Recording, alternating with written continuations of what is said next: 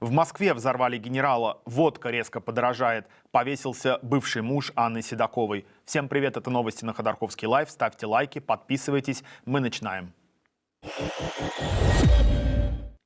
В Москве убит генерал Игорь Кириллов. Он был начальником войска радиационной, химической и биологической защиты. В начале 7 утра у ЖК «Среда» на Рязанском проспекте прогремел взрыв. Именно в тот момент, когда из подъезда выходили Кириллов и его помощник. По данным Следственного комитета, взрывное устройство мощностью около 200 граммов в тротиловом эквиваленте было вмонтировано в самокат. Следователи изъяли камеры наблюдения жилого комплекса. Однако местные жители рассказали, что камеры не сохраняют видео, работая в онлайн-режиме.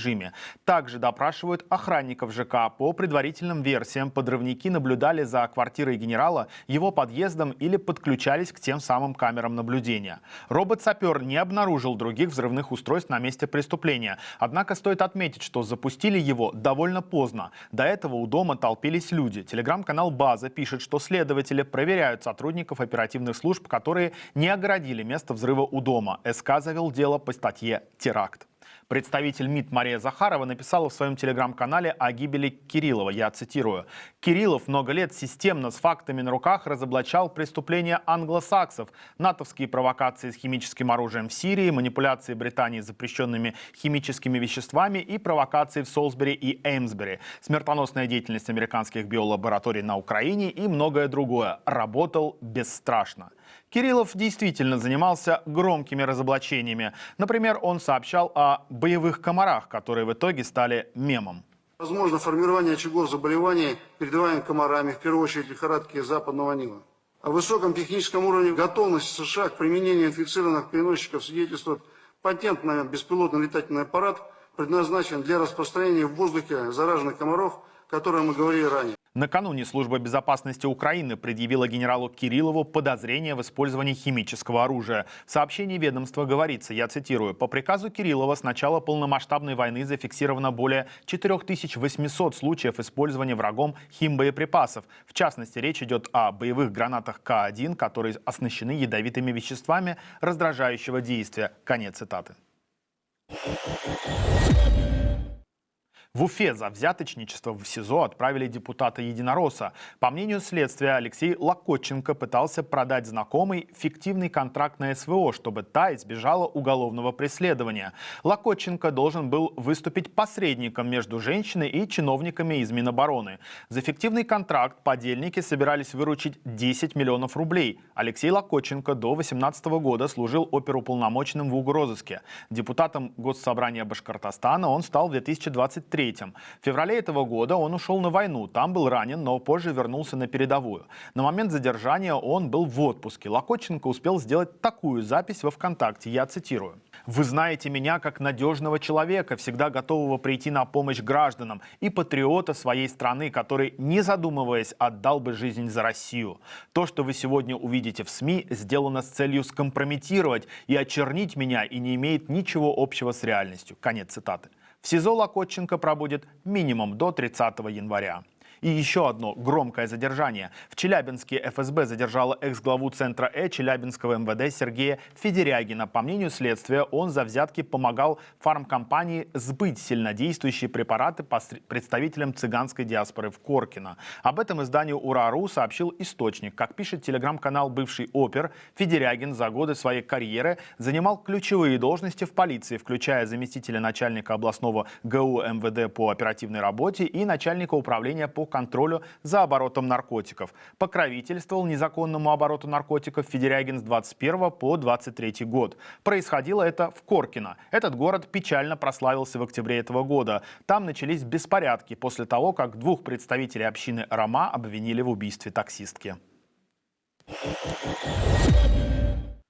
В России снова подорожает водка. Второй раз за год. Уже с 1 января минимальные цены на крепкий алкоголь снова вырастут. Самая дешевая водка прибавит в цене 17% или полсотни. Теперь она обойдется в 350 рублей за пол-литра. Это следует из приказа Минфина. Коньяк тоже не отстает. Его цена подскочит почти на сотню и составит минимум 650 рублей. Другие крепкие напитки подтянутся следом, плюс более чем четверть к нынешней стоимости.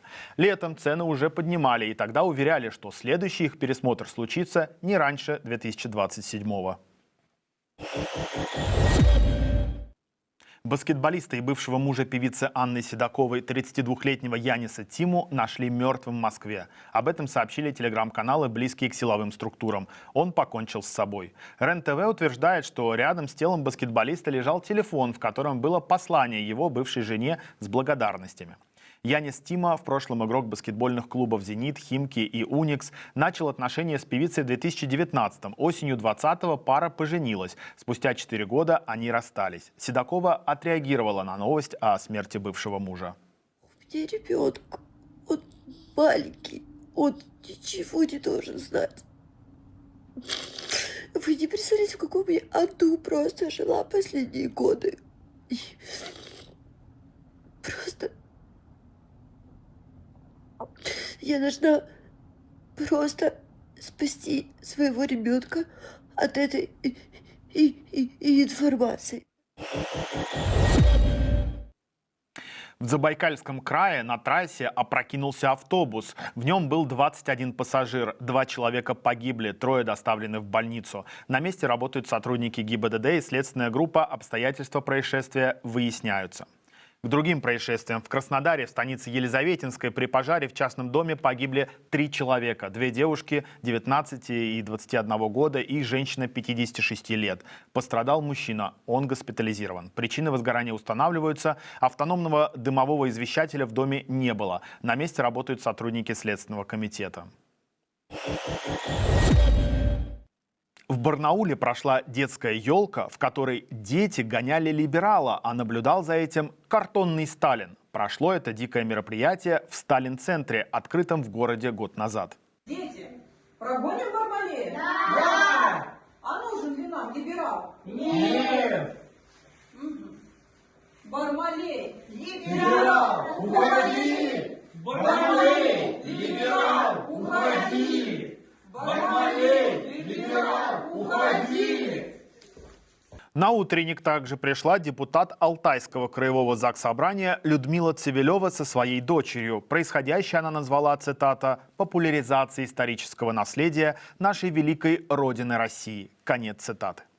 Что ж, друзья, это все новости, о которых я хотел рассказать. С вами был Тенгиз Адамия. Не уходите от нас без лайка, комментария и подписки. Смотрите и другие видео на нашем канале. Берегите себя.